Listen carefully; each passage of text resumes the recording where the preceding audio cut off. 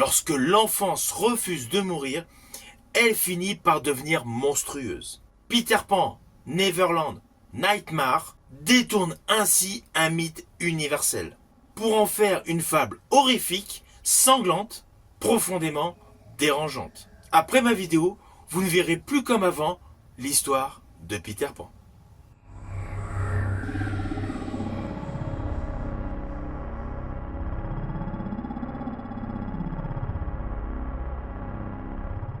Hello, c'est HR, votre chroniqueur. Alors vous avez compris, je vais vous parler d'une version horrifique de l'histoire de Peter Pan. Un film qui a pour titre Peter Pan, Neverland, Nightmare. Naturellement, avant d'aller plus loin, n'oubliez pas, si vous n'êtes pas abonné, pensez à le faire. Pensez à la petite cloche pour les notifs. Et surtout pensez à vos commentaires. Let's go!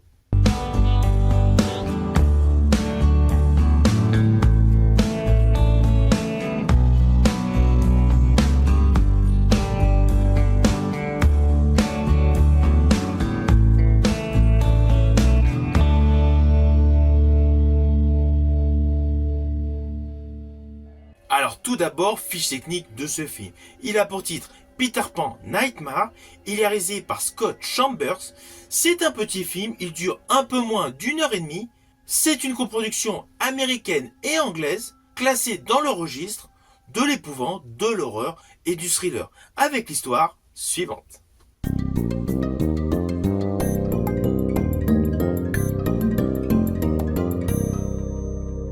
Alors naturellement, je vais vous le faire de manière simplifiée. Au début de ce film, on voit une personne qui ouvre un livre relatant l'histoire de Peter Pan sous forme animée, mais pas la version de Disney, une version un peu plus baroque. S'ensuit une immersion à notre époque, enfin à une époque contemporaine. Il y a un enlèvement au cœur d'une maison, puis nous basculons de quelques années en avant pour nous retrouver au jour d'aujourd'hui. Alors, le reste de l'histoire, c'est simple. Wendy part tout simplement à la recherche de son frère qui a été enlevé. C'est le point de départ. Alors, je vous le dis tout de suite, ce film fait bien plus que de faire tout simplement une relecture d'un beau conte en version horrifique. Alors oui, d'un côté, il s'attaque à un mythe connu de tous de la culture populaire, celui de l'enfant éternel. Et c'est précisément cette ambiguïté que le film va exploiter. C'est un détournement du mythe dérangeant, mais implicitement logique. Depuis toujours, l'histoire de Peter Pan nous démontre un personnage qui refuse de grandir, qui veut rester enfant, qui ne veut pas devenir adulte, avec la liberté absolue et l'insouciance.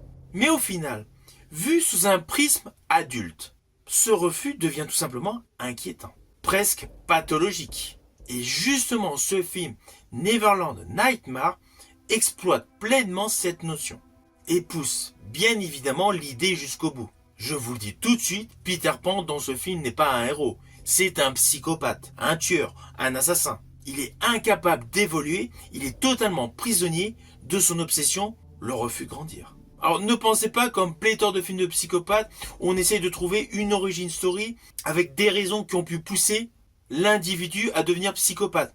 Là dans ce film, ce n'est pas le cas. À aucun moment on essaye d'excuser son personnage, sans pour autant le transformer en simple boogeyman. Le film nous exploite ce personnage comme une conséquence logique d'un idéal perverti. En fait, l'enfance éternelle devient une prison psychologique, une prison mentale. C'est vraiment l'idée générale de ce film. Alors l'ouverture animée est artistiquement extrêmement bien réussie. En fait, elle fonctionne comme un piège émotionnel. Vous avez l'impression qu'on est dans la joie, dans la bonne humeur, dans le rappel de nos souvenirs d'enfance. Je dirais même que tout semble familier, rassurant, avant que tout bêtement, le malaise s'installe progressivement. Ce contraste entre enfance via une animation et l'horreur sous-jacente est extrêmement efficace. Il rappelle tout simplement ce qui a été perdu et nous met en exergue le mal, la terreur, le gore qui va arriver. Et d'ailleurs, le premier enlèvement est glaçant et très gore. Toute la séquence est sèche, tordue, et sans fioriture. Je vous le dis tout de suite, la scène d'ouverture, le premier enlèvement, est extrêmement trash. Évidemment, je ne vais pas vous dévoiler ce qui se passe exactement aux parents de la victime. Alors d'un certain côté, j'ai pensé à jadis la trilogie des Jeepers Creepers. Car dans Jeepers Creepers, il y avait une entité mythique, un peu comme Peter Pan. Il y a le côté de la présence d'un cycle pour les enlèvements. Et surtout, un prédateur silencieux et obsessionnel. Mais là où jadis, Jeepers Creepers misait essentiellement sur la terreur viscérale, ce film Peter Pan Neverland Nightmare ajoute une dimension psychologique plus profonde. Car dans ce film, le serial killer, Peter Pan, ne chasse pas par instinct. Il chasse par idéologie, par principe. Ce qui rend son personnage beaucoup plus inquiétant.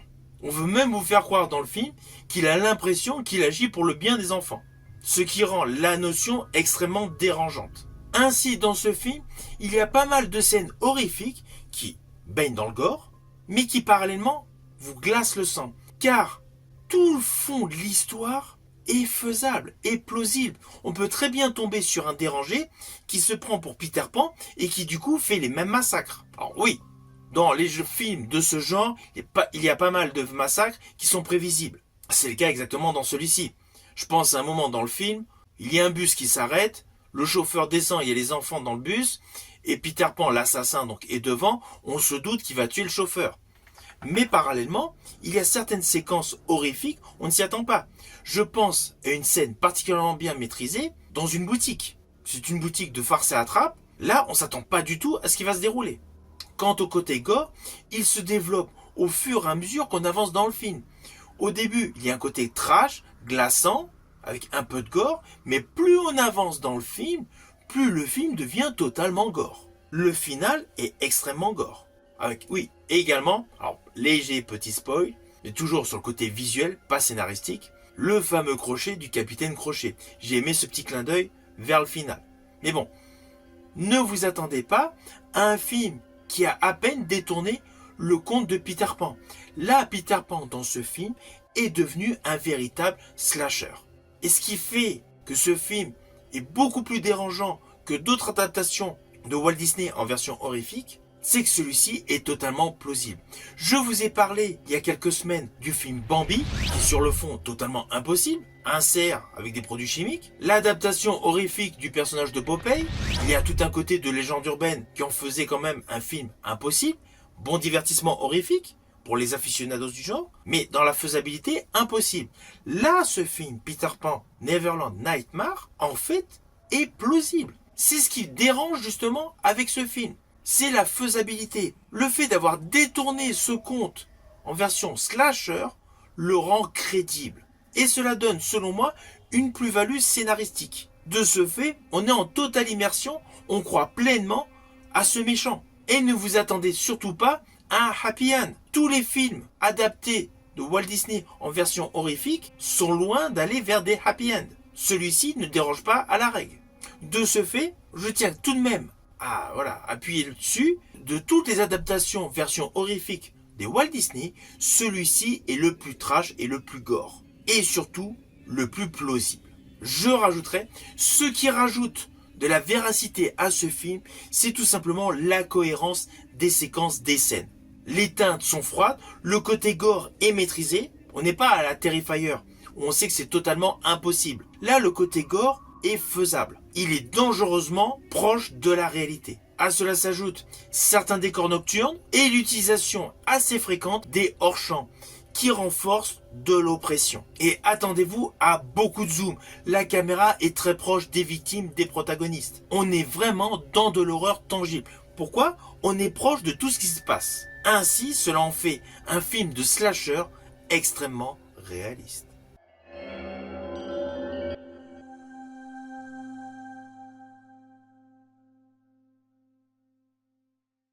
Alors au final, naturellement, c'est un film que je vous invite à découvrir. Ce n'est pas le meilleur film d'horreur. Il est loin d'être parfait. Il a ici et là ses petits défauts.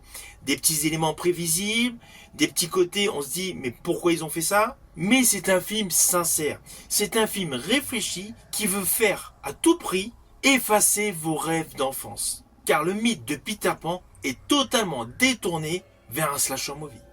Si vous allez voir ce film, n'hésitez surtout pas à me mettre en commentaire votre opinion. Je vous dis à bientôt pour une prochaine vidéo.